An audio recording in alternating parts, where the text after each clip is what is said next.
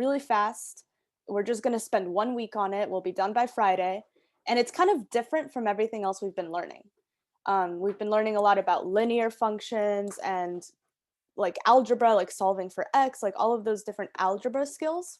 But this topic, topic 5, is statistics, which is a little bit different. So before we begin, I'm just curious. I want to know what you guys know about statistics already, if anything. And if you've never heard the word statistics before, that's totally fine. But if you have an idea of what it is or what it's about, go ahead and type it in the chat or say it out loud. What comes to mind when you hear the word statistics?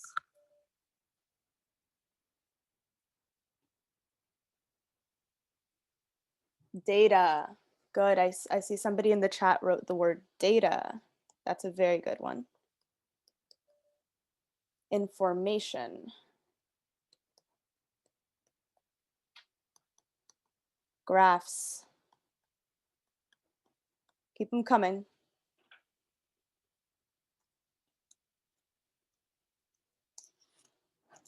Quantities. That's a nice word.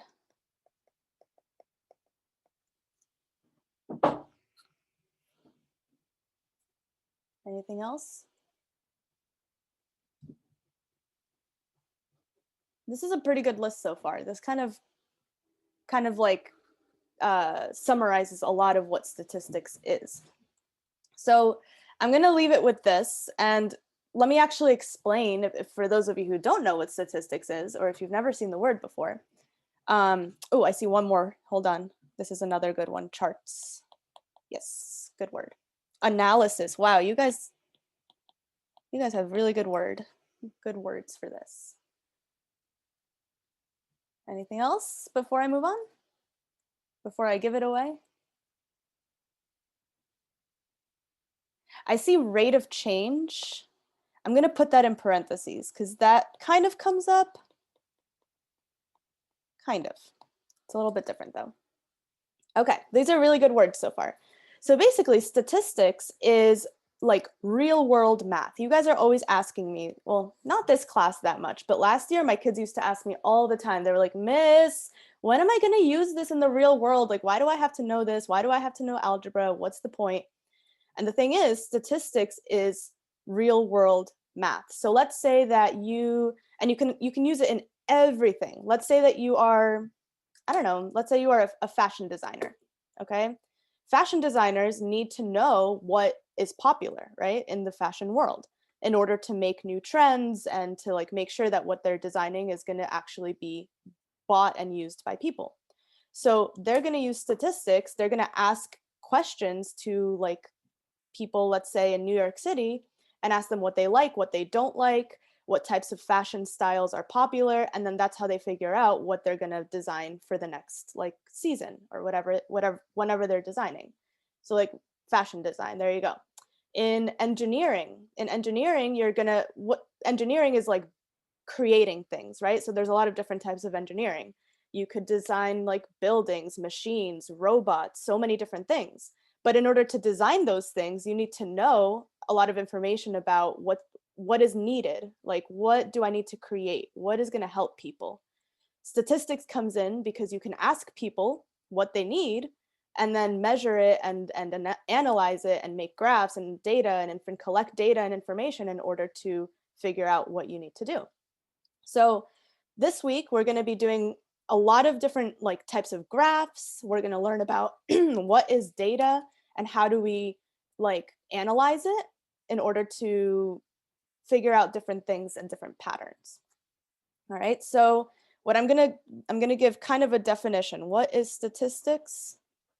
Statistics is the collection and analysis of real world data. All right, so there's our official definition of the week. Statistics is the collection and analysis of real world data. And we're going to start off this week with learning about one type of chart, which is called a frequency table. So I'm going to give you guys about 30 seconds if you wanted to write any of this down, and then we'll get started. And I'm seeing some questions in the chat. What about art? Does art have anything to do with statistics? Definitely. Definitely. I mean, it depends on the type of art that you are creating. If you just like to design whatever you feel like doing, then you don't really need that much statistics. But let's say that you want to sell your art and you want to make a profit, right?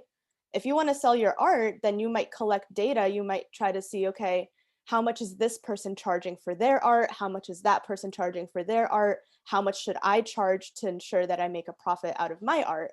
And there's a lot of math involved in that too, if you actually want to make a living out of it.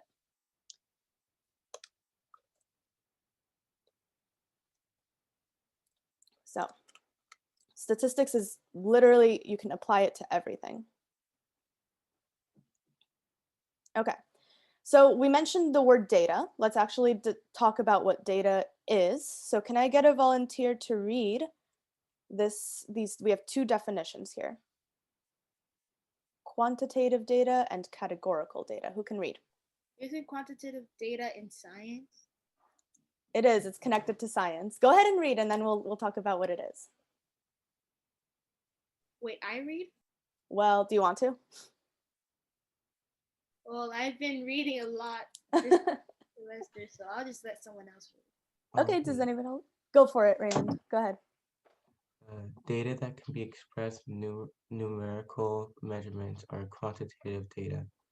In this lesson, you will examine qualitative data or categorical data, which cannot be expressed using numbers. Data describing animal type, model of car, or favorite song or example of categorical data. Perfect. Okay. So basically, numbers versus no numbers. That's what it comes down to. So if you can express it with numbers, it's going to be called quantitative data because you're going to get quantities, numbers. And then there's categorical data, which cannot be expressed using numbers. So I just want you guys to start off by writing down these two definitions, and then we'll come up with some examples together of each type.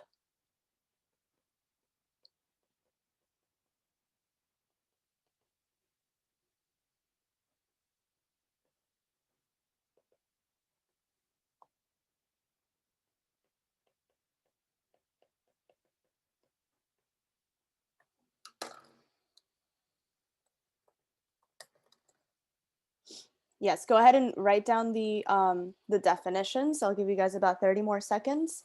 And after you write down the definitions, we're going to write some examples.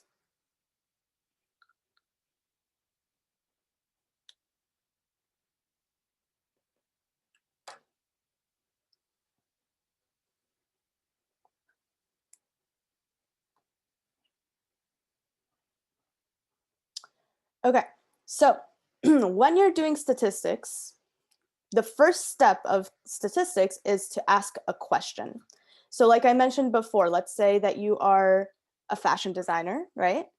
What are some questions you might want to ask the public or people in order to help you figure out what you should design? What's a question you can ask? What style are you into? What style are you into? Exactly. What type of fashion are you into? Now, would that be quantitative or categorical? Quantitative. So here's how you always figure out, what would the answer be? Would the answer be a number or a word?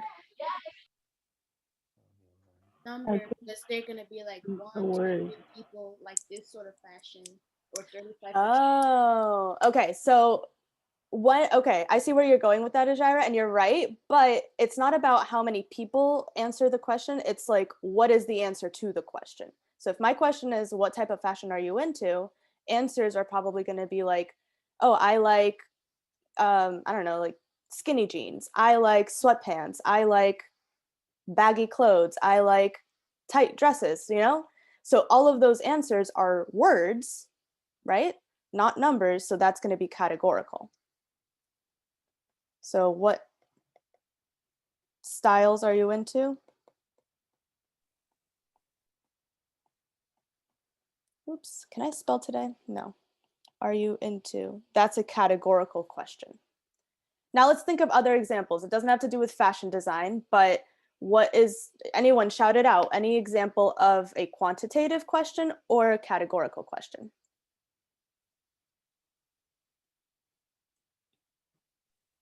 Like, how much money do you make? How much money do you make? That's a really good question. Is that quantitative or categorical? Quantitative. Mm-hmm. How much money do you make? Because the answer is going to be a number.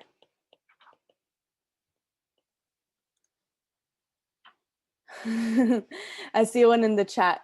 How many seashells did you sell? How many seashells did you sell, Sally? That's funny. Does anyone know what that's referring to? No. There's a tongue twister that goes, she sells seashells by the seashore. So how many seashells did you sell? How much are you willing to pay for this painting? So going back to like the art, is art going to be statistics? Definitely, because you can ask, how much will you pay? Or would you pay?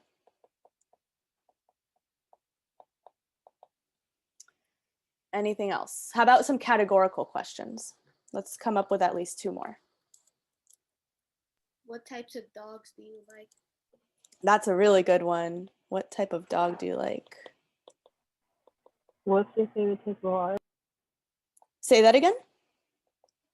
What's your favorite type of art? What's a famous type of art? Or maybe like, or your favorite type of art? Yeah. Favorite type of art.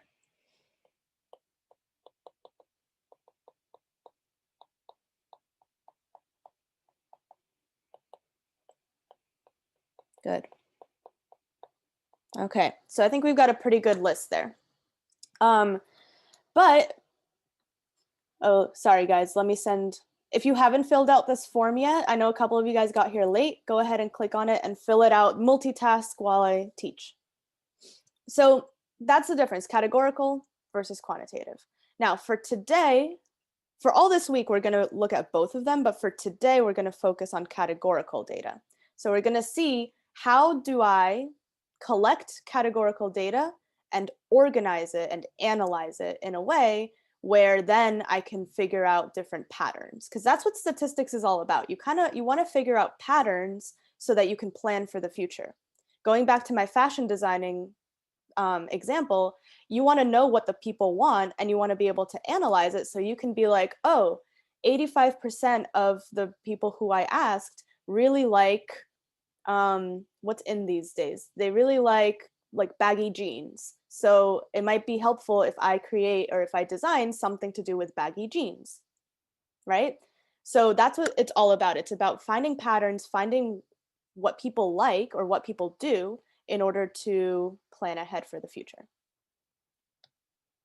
So the way that we organize categorical data is using a frequency table. So can I have a volunteer read, what is a frequency table? And we're going to write this down.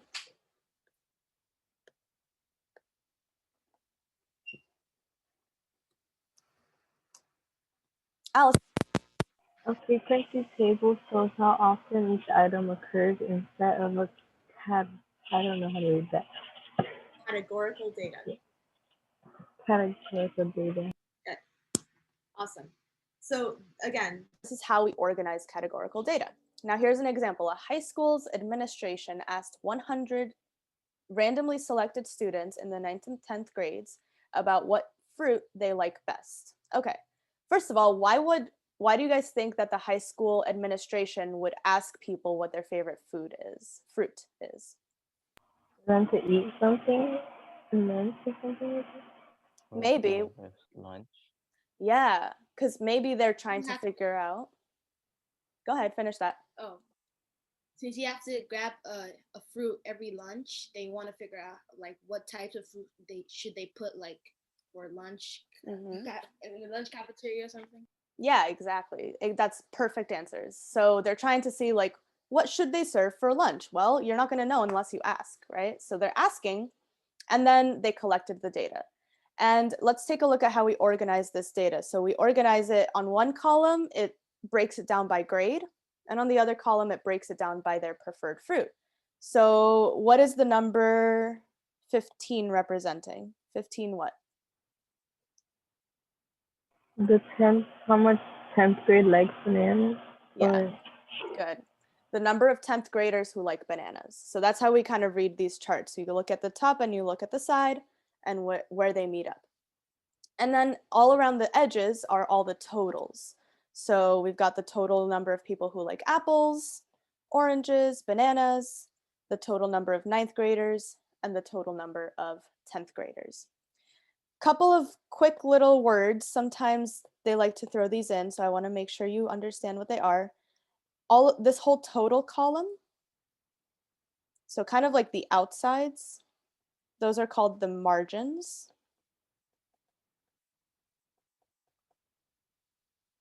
So if it asks you what is the margin, you might see the word marginal. And I think there's a question like this later on, so we'll see it. But if it asks you what is the marginal amount of 10th graders, they're just asking for the total amount. Okay, questions on what this is, how you read it, anything like that? What you mean by the marginal amount is like how many 10th graders there were? Yeah, so if I said what's the marginal amount of 10th graders, what would it be? 46? Exactly. Exactly. All right. So sometimes you're going to get a blank chart that you need to fill out. And what we need to do first is let's read what this says. So this says 100 students were surveyed about which beverage they choose at lunch. Some of the results are shown in the two-way frequency table below, and then we need to complete the table. So if you're writing down notes right now, what I suggest is making just a very, very simple chart of this. You don't have to make it super fancy or anything. But honestly, for this type of question, I prefer that you just watch because it's pretty easy to just understand by watching. But basically, I have some numbers filled out, but not all the numbers filled out. What could I do to figure out the missing values?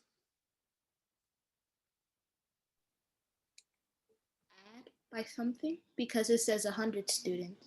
So we know there's 100 students. So where's that going to go? In the marginal. Good. That's our grand total. You might also see that word. This is the grand total. So the grand total is 100. And then from there, what can I do to fill in the rest? Divide it by 60. We're not going to divide by 60 because remember, total is when we add things up. So if he needs to add up to 100, how do I get? Yeah, we subtract. So 100 minus 60? 40. Is 40. So this one is 40. What about for the total amount of juice? What do I do there? We add 25. Yeah, we got 25. We're just adding things up. Total amount of water. What's that going to be? 38. 38. Okay, now I've got a couple more blanks, but I can't figure those out by going down the column. So let's go across. By going across, if I know there's 40 girls. 13. How'd you get that? Because I subtracted 27 from 40.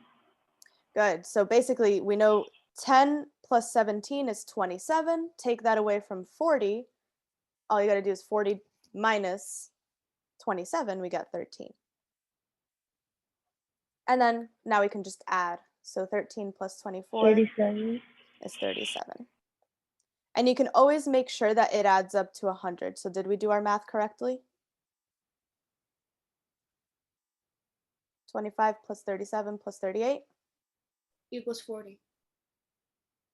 Plus 37, wait, 25 plus 37 plus 38. Do we get 100? Oh.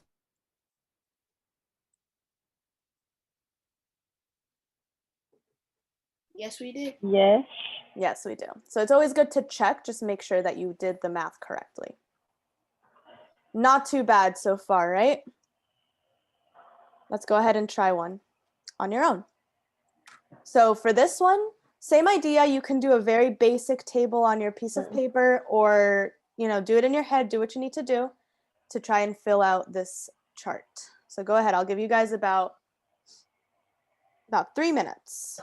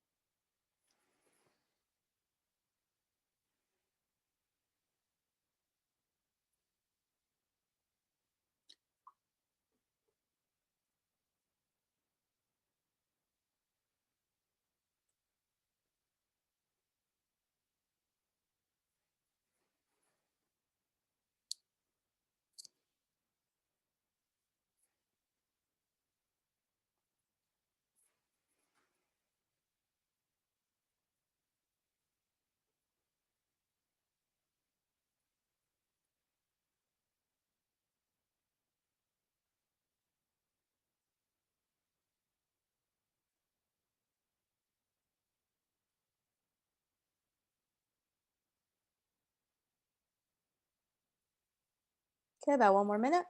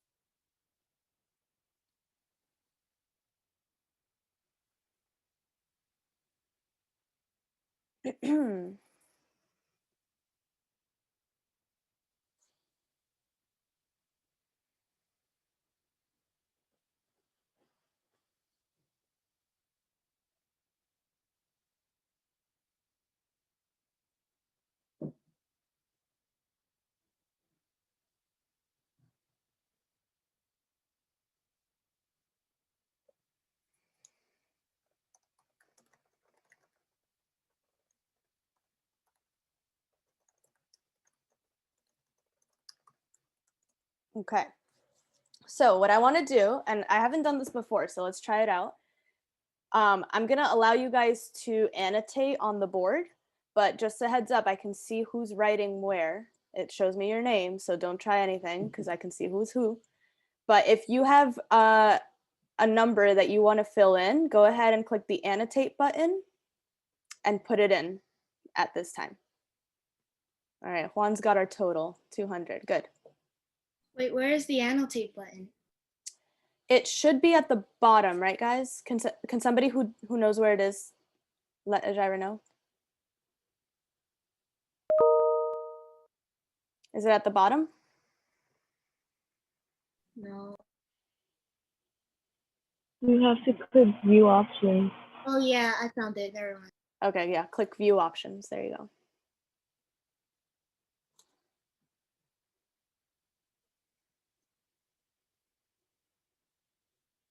Okay, good.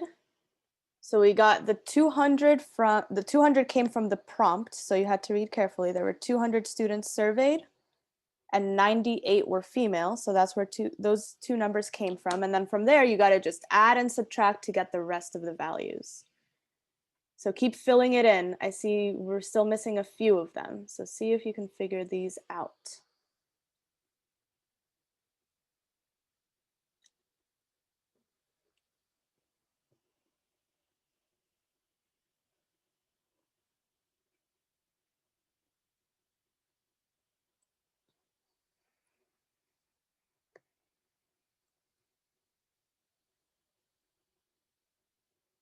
Nice.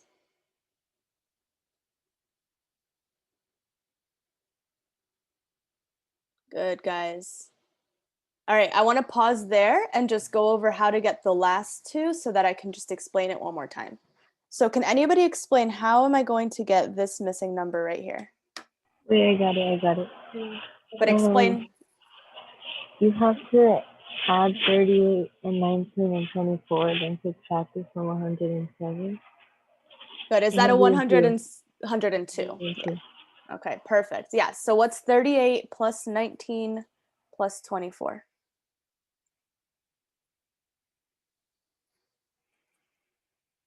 What do we get? Good, 81. And then try 102 minus 81. What do you get?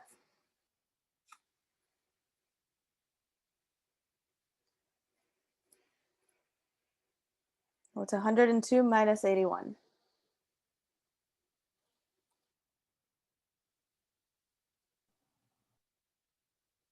Oh, I did it in the wrong 45. column. Yeah, bring it up to the up here. I can delete it for you.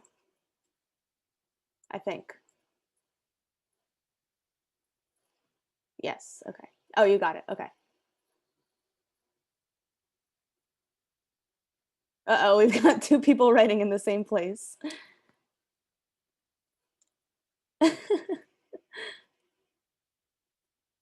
What do we get? 81 minus, or 102 minus 81, 89. What was that? 45. No? 21. What did it be? Uh-oh, I'm getting all sorts of different answers. 102 minus 81 is 21. Yeah. 21. Oh, I don't think I did it right. That's okay. That's okay.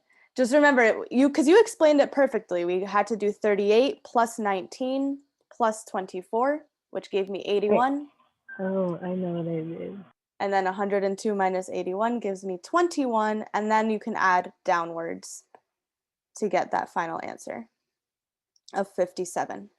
All right, so do I have questions? Any remaining questions on how to fill in all of those missing values? I have a question for the football for the females. How did whoever wrote it down get that number? 26. Yes. So similar idea to what we just did. We already had, I was the one who wrote it. yeah, we already had 36 and 12, right? And then how did you get, who got 24? Because we had to get that first. I got it. You got 24. But I actually, got I got 24. 26 by I got by 24. actually. subtracting 38 and 20 Oh. and 64. Oh, okay. So Raymond got 24 later, but Allison took this number, so 38 away from 64, because 64 was the total. So 64 minus 38, that's how she got 26. Oh, okay. Thank you. Okay, no problem. All right, good job, guys. Mm. So that is the basics of how you work with a frequency table. However, at this time, this is just a bunch of numbers, and I don't really know. It's hard to really put those numbers to work or to make them make sense for you. So, oh, okay, wait, there was one more, my bad. One more to do on your own. So here's another opportunity. Let me erase everything else. Okay. One more opportunity to understand it. So I'll do the same thing, take about 2 minutes to fill in what you can, and then we can do it together. Annotate? Give it 2 minutes first, and then I'll tell you when it's time to annotate. I'm done. Okay.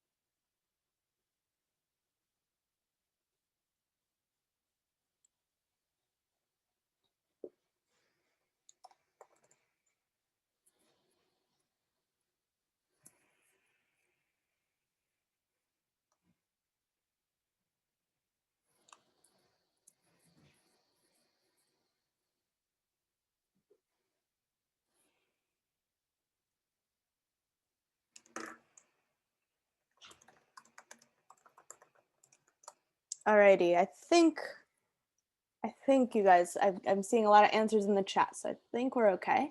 So at this time, go ahead. If you have a number you'd like to fill in, go ahead and annotate.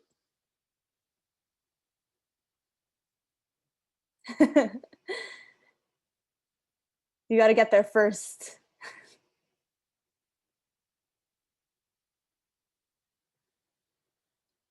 So we've got 90 and 90.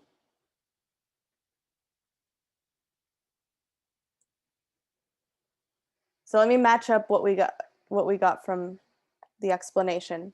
Exactly half are boys. So if half of them are boys, the other half have to be girls, right? Unless, well, this isn't very gender inclusive, but it is what it is. So 90 and 90, that's how we get that. 26 comes from right here. There were 26 boys who scored greater than 75%. And then I see there's a 44, good. So that 44 comes from 44 of his students scored 75% or more. So that's the total number of people who scored 75%. And then let's see, what else can we fill in? 18, thank you, Lauren. 18 girls scored greater than 75%. How do I get the number of girls who scored less than 75% right here?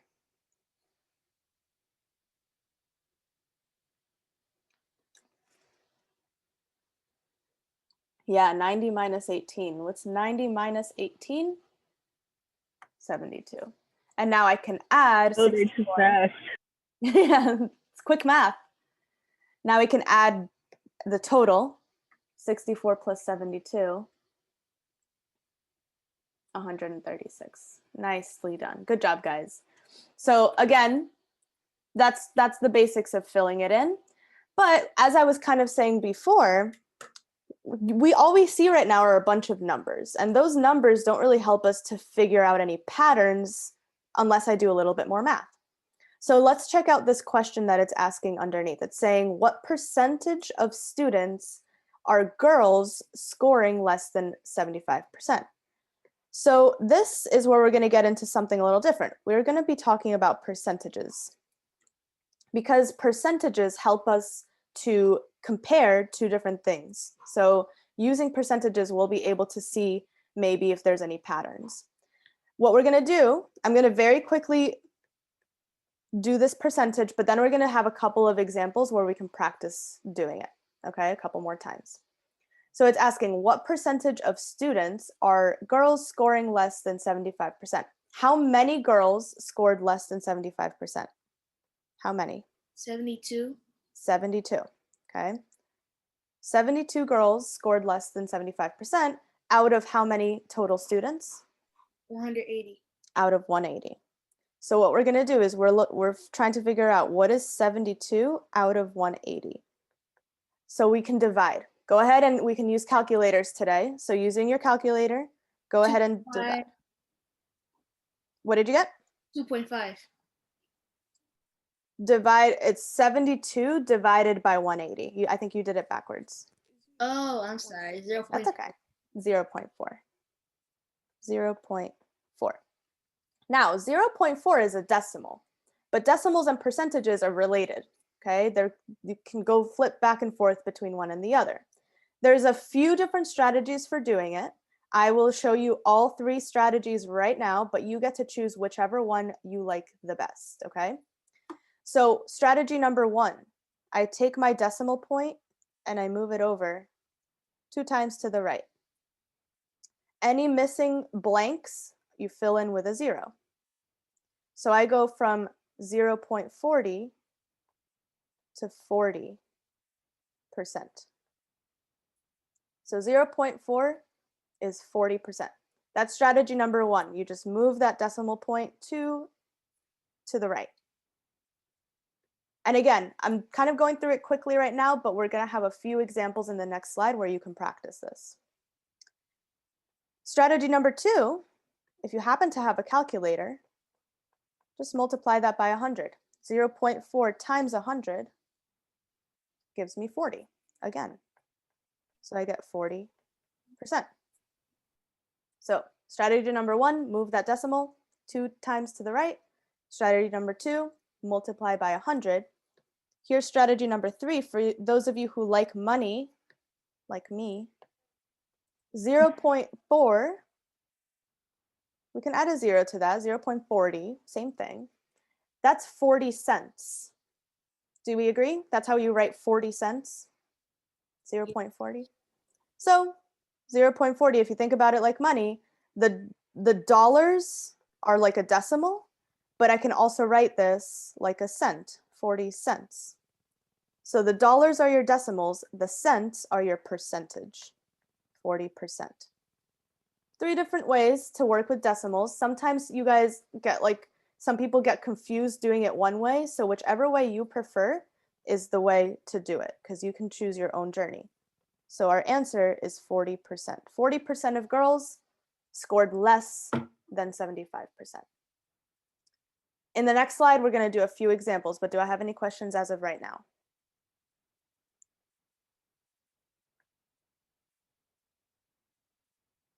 Okay. All right, so here's a few. Let me clear the screen. All right. Okay, so mini lesson, calculating percentages. Let's just practice this. First of all, let's practice flipping from percents to decimals and back, okay?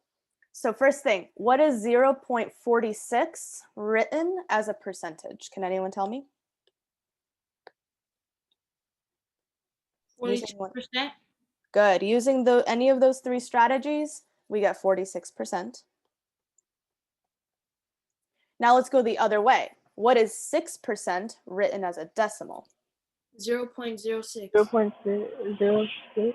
0.6. Yeah. Again, think about it like money. 6 cents, we write that as 0.06. Okay, so 6% becomes 0.06. So that's flipping back and forth. Now let's go over how to figure out how much a percentage of a number is. So for example, what is 4% of 36? Well, first thing you need to do is you can't do math using percentages. Let me just get that clear. You can't do math. You can't multiply, divide, subtract, or add using percentages. So anytime that you have a percentage, you have to turn it into a decimal first. So the first thing I do is I turn that 4% into a decimal. What is that going to be? 0.04. 0.04. The word of, what operation does that correspond to? Does anyone know? Division. Subtraction. Not division, but Multiplication. multiplication, the opposite. Yeah. So of tells me to multiply, and I'm going to be multiplying by 36. So in your calculator, go ahead and multiply. What is 0.04 times 36? 1.44. 0.04 times 36 is 1.44. So that is my answer. 4% of 36 is 1.44. Questions on that one so far? On everything we've done so far? Okay, cool. Here we go. Now here's a more of a real world scenario. Alice got 16 questions right on a 25 question test. What percent correct did she get? So this is similar to what we did in the previous slide. If she got 16 out of 25, we're going to divide. What is 16 divided by 25?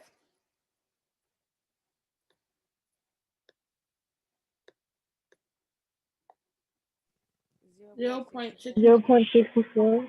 0.64. And what is that as a percentage? 64%. 64%. Good. So that's her grade. She got a 64.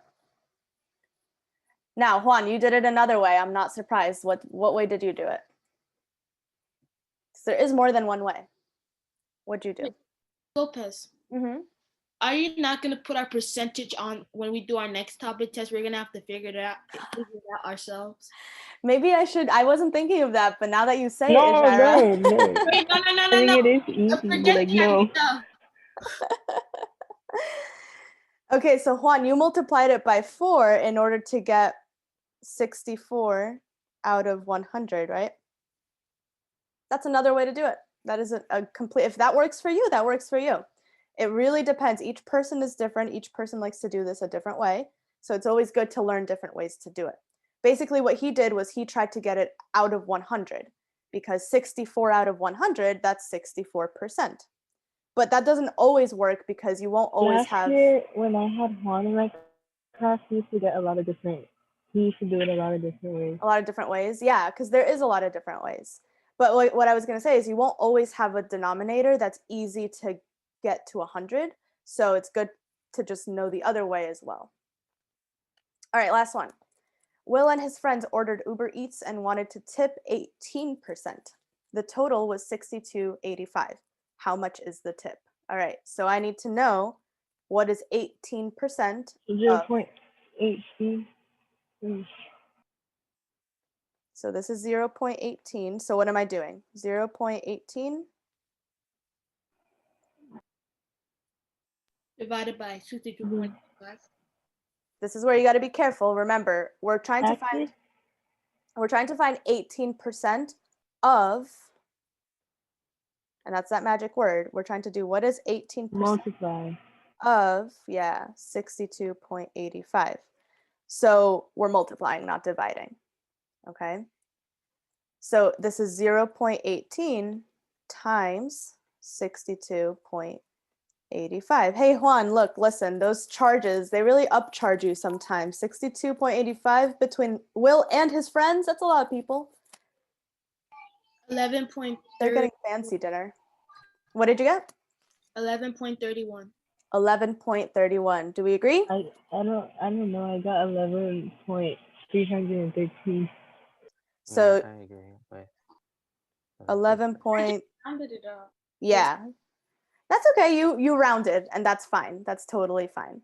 Because we're talking about money, right? So if I'm talking in terms of money, we're going to round. This is simply $11.31. Okay. All right. So So we were both right. you were both right. Yeah. It's just that Ijira rounded to 31 in order to do it as cents. So with percentages, usually the hardest thing is trying to remember, am I dividing or am I multiplying? And here's how you always know. If you're trying to figure out the percentage, if you don't know the percentage, you're going to divide. So like in question number 3, we didn't know, it was asking me, what is the percent? We didn't know it, so we divided. In question number 4, we already knew the percent, so that's when you multiply. All right, so you either have to multiply or divide. But then also, if you do the wrong thing, look at your answer, and if it doesn't make any sense, then maybe try the other way around. But do I haven't? If we see a percentage in a question, that means we do multiplication. But if we don't see a percentage, we do division. Exactly. That's the way to go. All right, so now that we've kind of got that down, we're going to practice a lot more, but let's go back to our frequency tables. So there's frequency tables are one thing, but then you're also going to see relative frequency tables. And what that does is we're going to take our numbers and we're going to figure out how much is that out of the total. So for example, let's go back to this. We kind of had this question before where they went to the lunch line and figured out what type of fruit each student liked. And in this case, they did it along with gender. So they tried to see, okay, what fruit do you like and what is your gender? And then this frequency table up here, the small one, just has the number of students, just the amounts. But what we're going to do is we're going to figure out what each of those numbers is out of what? What's my total? 92. Out of 92, out of my grand total. Always looking at the grand total, okay? So they already did a couple of them for us, but let's go ahead and look at the banana column. So we're gonna do the banana column. So for example, the number of girls who liked bananas would be 10 girls out of 92 total students. So we're going to divide first. So 10 divided by 92 is 0. And I'll do a couple of examples first, but then you guys can pick it up after that. So you got 0.108 And I'm going to round. It really is 108,69565. It's a big number, but I'm going to round over here. So 1087. Okay. Then I need to convert that to a decimal. So I can move my decimal point over 2 times. I can multiply by 100. Either way, you get 10. And let's round to the nearest tenth. Round to the nearest tenth. So what would I write? 10.8 or 10.9? 9. 9. Good, because we have a 7 after that 8, so I'm rounding up. So this is 10.9%.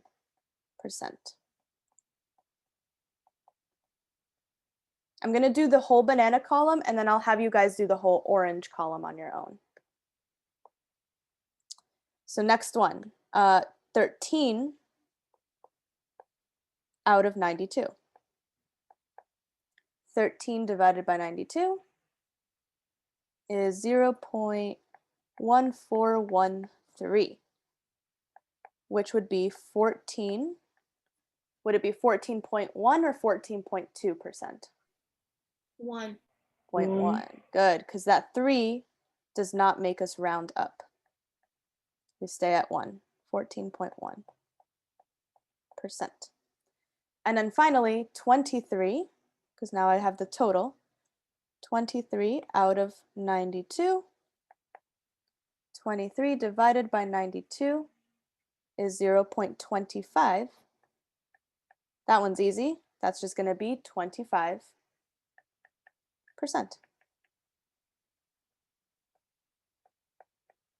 Okay, so now I want you guys to try this out with the oranges. So take about a minute or two to get those numbers. And if you feel like it, you can also move on to the totals, but you don't have to do those in the next 2 minutes. So go ahead, 2 minutes, get the oranges.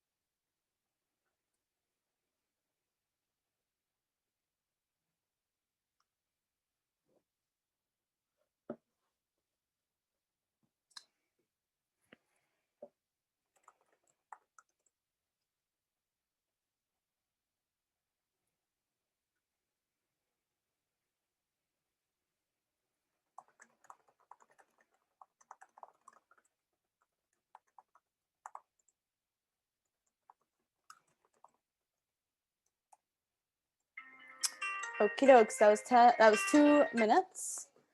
So now let's go ahead and do this together. So for the first one, can I have a volunteer tell me what they got?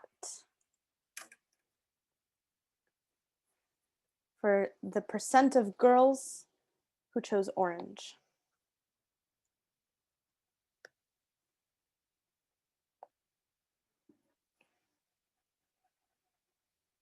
Okay, I'm seeing a couple of answers in the chat. And when you divide 14 divided by 92, I'm seeing 0.15217.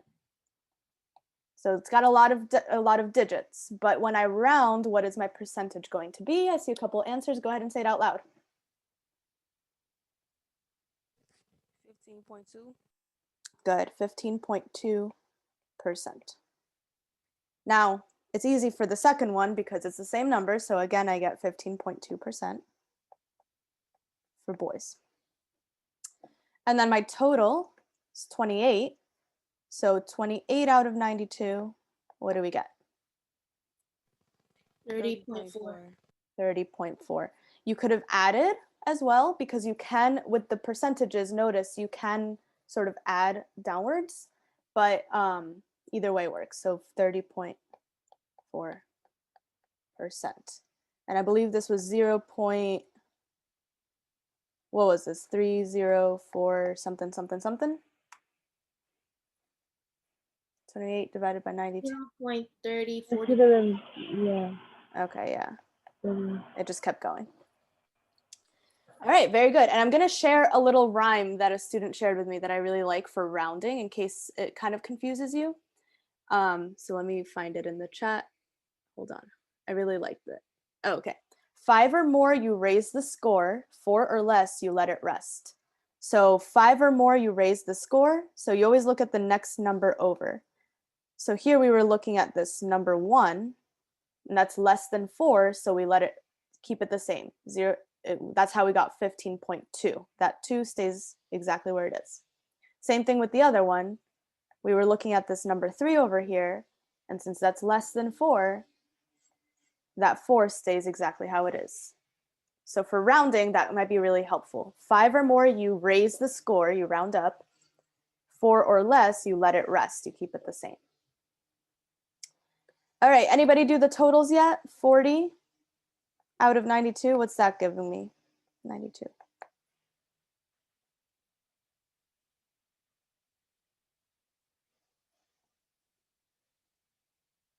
Zero point 4347. Good. 0.43478, and it keeps going. When I round, what do I write? 43.5. 0.5, exactly, because that 7 makes me round up. So it's 43.5. Okay, and then the next one, 52 out of 92. What do I get?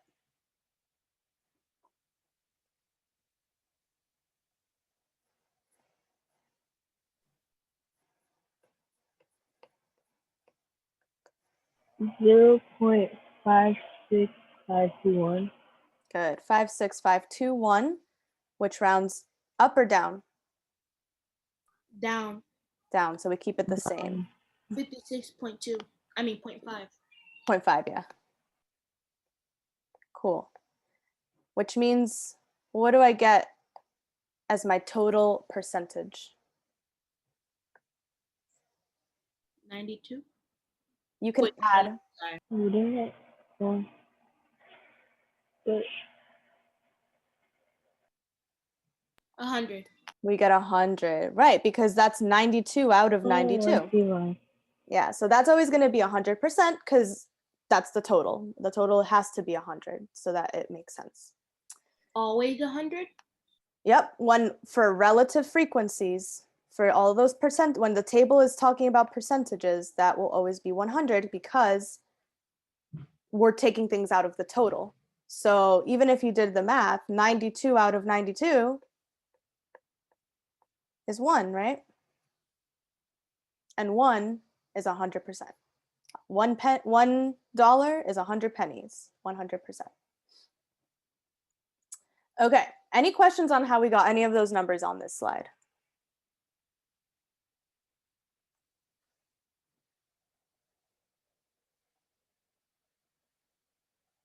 Okay, questions, go ahead. Go ahead and ask.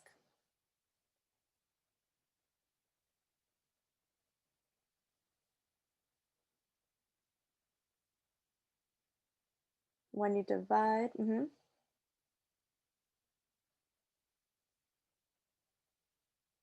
Yes, so for all of the numbers we did on this slide, we always divided by 92 because that's the grand total. So you always take it out of the grand total.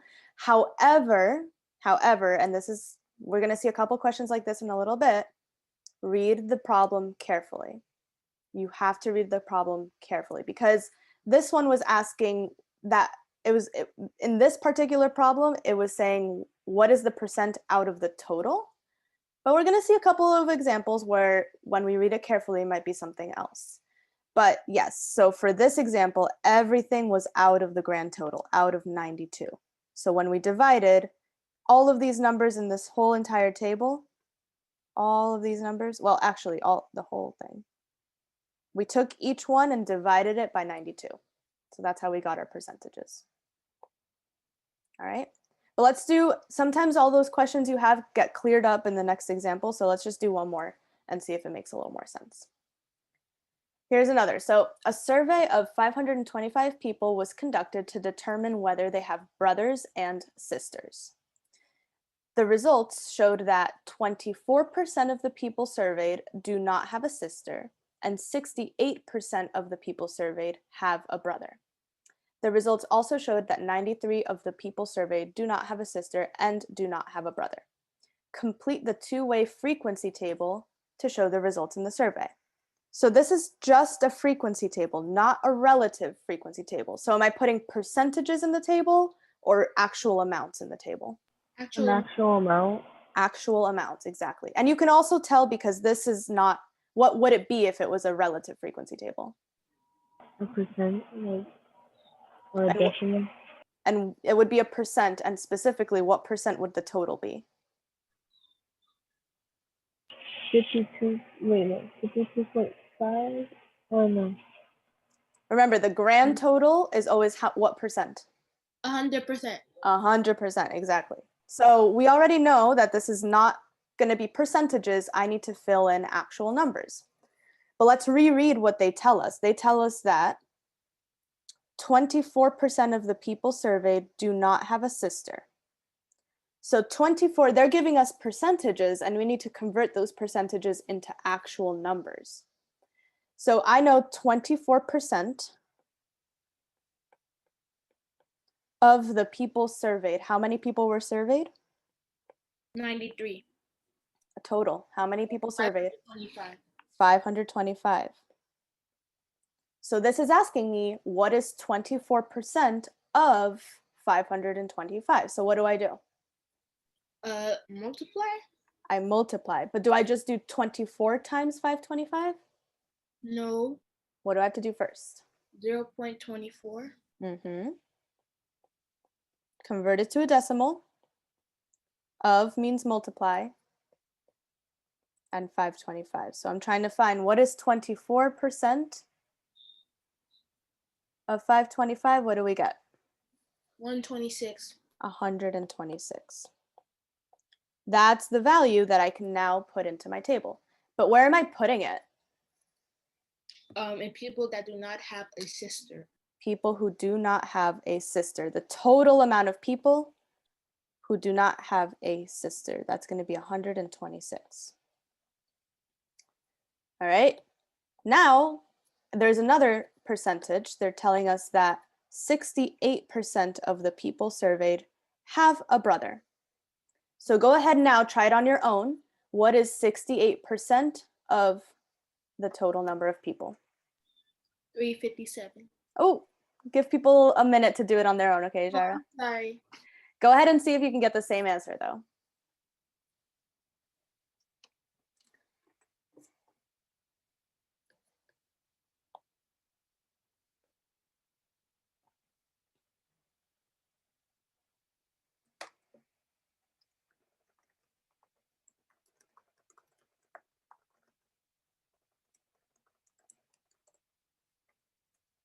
Okay, so hopefully I gave you a couple seconds to do that on your own, but basically, again, we're doing 68% of 525. So first things first, I need to convert that to a decimal. So that's 0.68 times 525. And what did you get, Ajara? 357. 357. So we got 357. Now, where is that going? In the total of have a brother. Total number of people Who have a sister. Oh.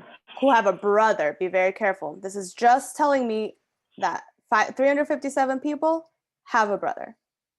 So that's going to be in the total for having a brother, 357. I was looking on the left. Right, you had to be careful because you got to read those columns very carefully. Just because you don't have a sister doesn't mean you have to have a brother, right? So 357 is the total number of people who have a brother. Doesn't tell me anything about sisters. Okay, now we got one more thing here. 93 of the people surveyed do not have a sister and do not have a brother. Percentage or actual number? Actual number. Actual number. So 93 physical humans do not have a sister and do not have a brother. Where is that going? You have to divide it by 2. Look carefully on your chart. There's a Wait, it's supposed to be next to the 126. good because this is people who do not have a sister and do not have a brother. And those two meet up right here. So that's 93 goes right here. So look carefully because there's always going to be a place somewhere in there. You don't have to do any math. You're just putting that number in the table.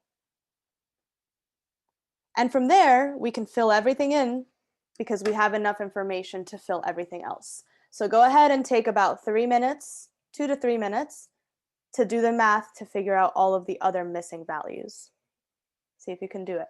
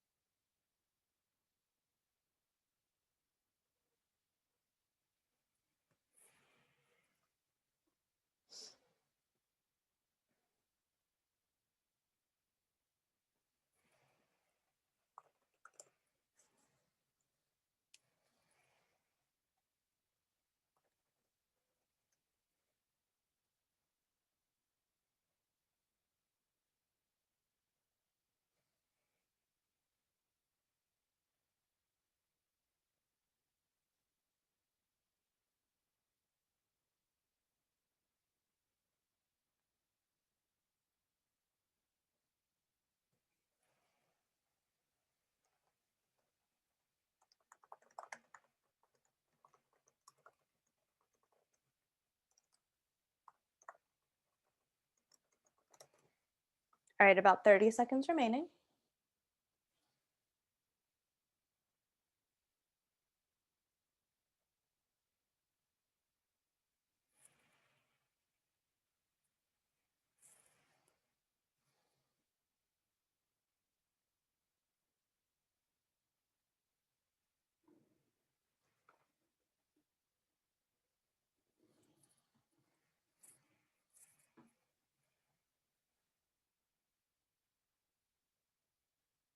Okay. Now listen very carefully. I'm going to ask these questions. Very carefully listen to what I'm asking for. How many people have a sister? Anyone can answer. How many people have a sister?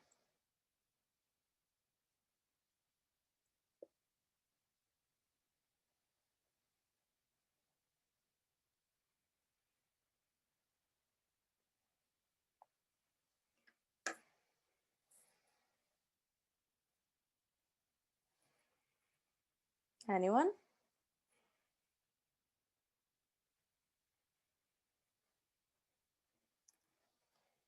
How many people have a sister? Going once. So I see it in the chat. Say it out loud. $399. 399. Very 399. nice. Good. 525 minus 126 gives me 399. Yeah, just say it out loud. How many people have a brother but do not have a sister? 33. 33. Good. Right here. How many people have a brother and have a sister?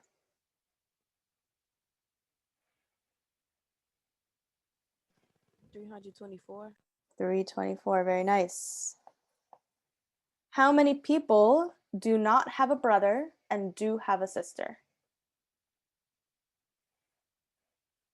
75. Very nice. And finally, how many people total do not have a brother? 168. 168. Very good.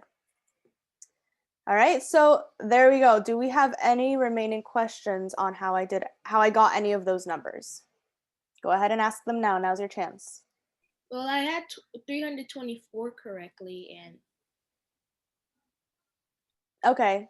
And then that's the kind of thing is like if you make one little error, it might set you back. So it's always good to make sure that you check to make sure the numbers add up to the correct total.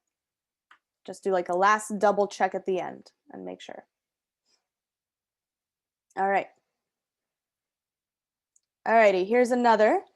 So a kind of a similar situation, but now let's read what they're actually asking. Students at a high school were asked if they had attended at least one of the high school's football games this season. The responses are shown in the table. So it looks like they asked freshmen, sophomores, juniors, and seniors, and then the answers were either yes, attended at least one game, or no, did not attend a game. Now, what's missing from this whole table? the totals. All the totals. So go ahead right now, you can annotate it into the table. Annotate the totals for freshmen, sophomore, junior, seniors, as well as the two totals on the right.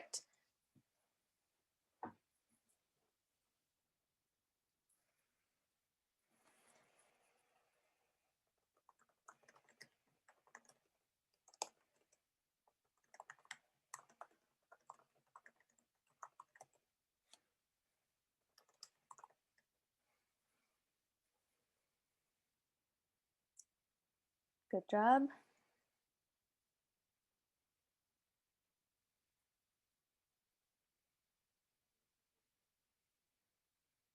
Sorry, it's a little sloppy. That's okay. What is that? Oh, a 5? What is that? 1,000? 575. 157. 1,575. Okay, cool. Um, All right, we're just missing one. wait, what did she put? 1575. I think she's fixing it now. There we go. Okay, that works. Thank you, Juan. All right, what about that last one? No one wants to do the hard math? 400. 400? I think that looks right, right? 100 plus 150 plus 75 plus 75? 400, yeah. 400. Yeah, go ahead and write that in, 400. Cool. Okay, so first things first, we've got all our totals because now we're going to need to figure out, they're asking us a question. It says, of the students who responded that they attended at least one game, what percent were seniors? Let me highlight that. Of the students who responded that they attended at least one game, what percent were seniors? Okay, so we're looking for two values out of this table. How many students responded that they attended at least one game? 125. Good. Right? You're on the right track. Okay, I see you circled it, Juan. Good, so those two numbers that Juan circled are the two numbers that I'm talking about. But let me just break it down a little bit because I know you got it, but let me just make sure everybody understands. The question's asking, out of the number of students who responded that they attended at least one game, so out of this number, out of 1575, what percent were seniors? So we're looking at this number as well. So out of 1,575, what percent were seniors? So I'm going to be dividing here. This is 425 out of 1,575. Go ahead and do your division. What is 425 divided by 1,575? 0.2698. 0.2698. Dude, I had the answer. 4. And 4, okay. And now it doesn't, it says round to the nearest whole percent. To the nearest whole percent. What would my final answer be? 27%.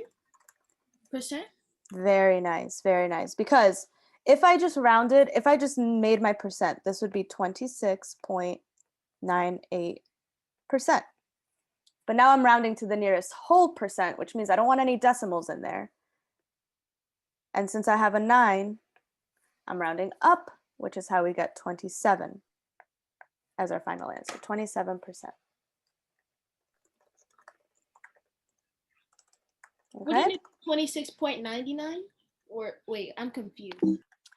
It depends on what you're rounding to. If they said round to the nearest, what's it called, 100th of a percent, then what was the number that came before? This is a 4, right? So this would be 0.99. You're right. No, this would be 98. This would stay 98 because the 4 makes you keep it the same.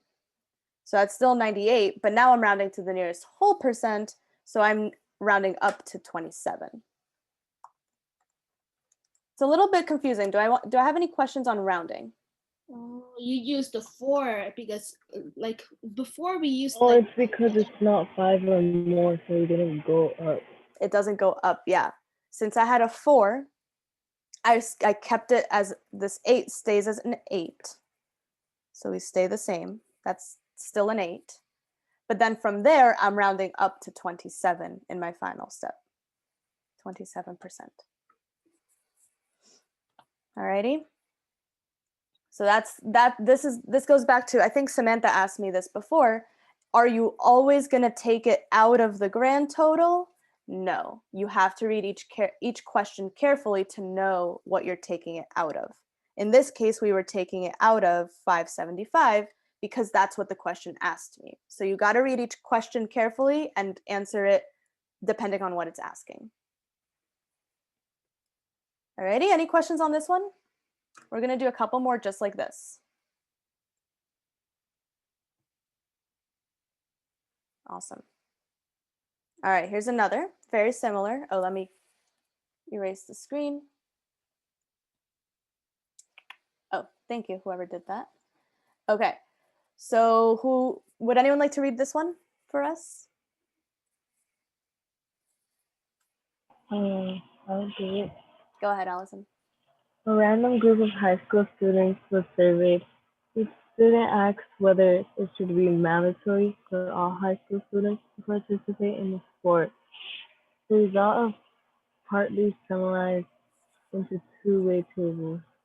In the freshman group, what percentage of students agree that it should be mandatory for all students to participate in sports? Awesome. All right, so first things first, I have some missing values. Go ahead and annotate.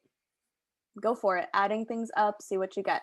And I suggest when you annotate, you do, instead of writing it with your hand, you do the little like text button because these boxes are a little small, might be hard.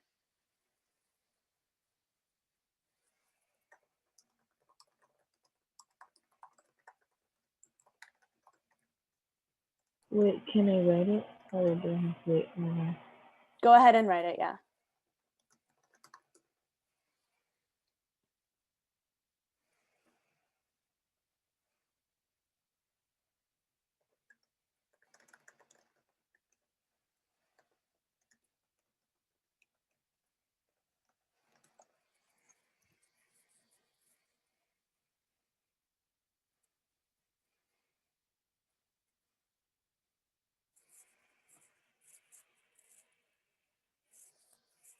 we're looking for the total first, right? Because I put the total for the freshman.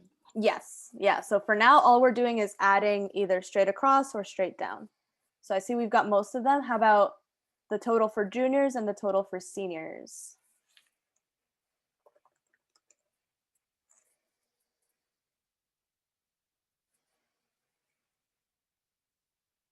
Even though the question's only asking about freshmen, by the way, it's good to always just have all the numbers there.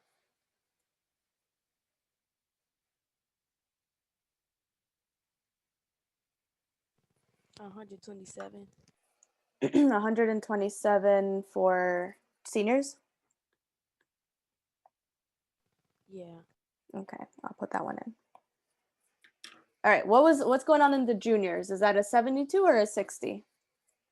I picked 60, but I don't they picked 72. I think 72 would be correct. So there we go. All right, cool. Now we've got all. That makes sense. I didn't add the 12. Oh, oops. Okay, cool. That makes all the difference, right? Now let's actually see what this is asking. It's saying, in the freshman group, what percentage of students agree that it should be mandatory? So in the freshman group means I'm looking at freshmen, just looking at freshmen. How many freshmen were there? 72. 72 freshmen. And How many of those 53 freshmen? agreed. 53 of those freshmen agreed. So those are the numbers I'm going to be dividing. And that's going to be 53 out of 72. Go ahead and tell me what you get for your percentage. 73.6. 73.6. So this was 0.736. What was the next number? It was like 4 ones. Let me look. Oh, yeah. It was like 1, 1, 1, 1. Okay. We're rounding. We're keeping this as a 6. So yes, 73.6%.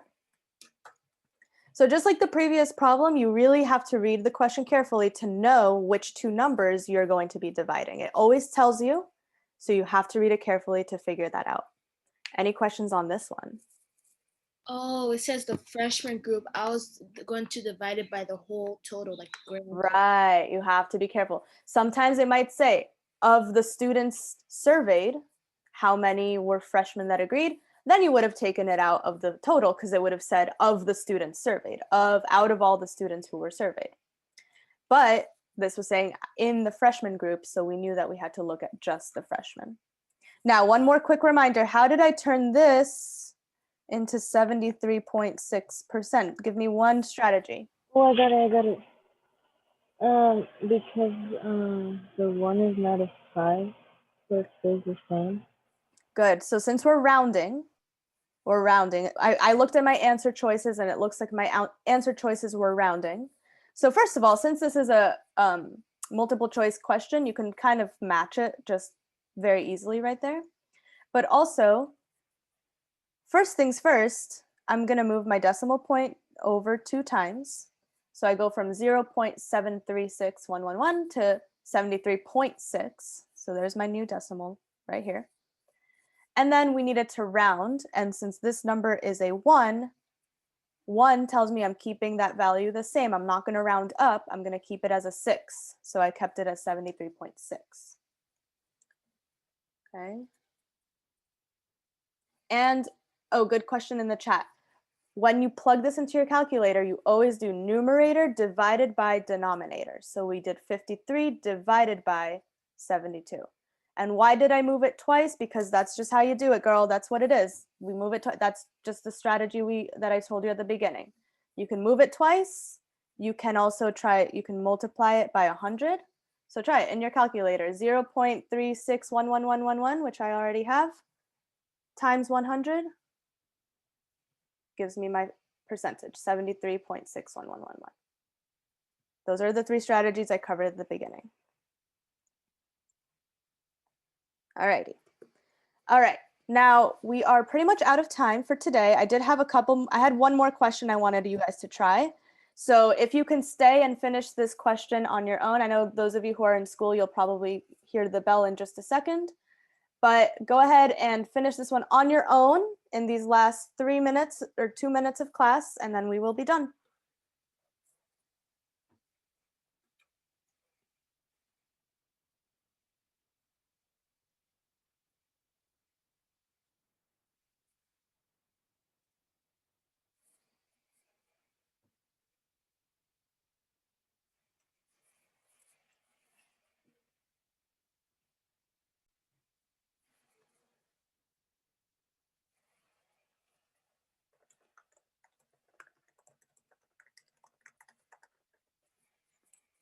All right, so very quickly to go over it, this is asking students who play football, given that they practice less than 1 hour each day. So the two numbers I'm looking for are, if we're looking at just the students who practice less than 1 hour each day, so out of, I already see someone answering, out of 60, out of 86, we're looking at these two numbers, 21 out of 86. 21 divided by 86 is 0.24418. So that's answer choice B. So be very careful. You have to choose the correct answers, the correct numbers to divide. All right, before y'all all leave me, very quickly, you do have homework. I'm putting it up later today, but it's not due until Wednesday. So you can also wait until tomorrow when we learn a little bit more. All right, have a good Monday, everybody. I will see you guys tomorrow. Well done today. I like the participation today. Good job. Good Monday, Miss Lopez. See you tomorrow. Thank you. Bye.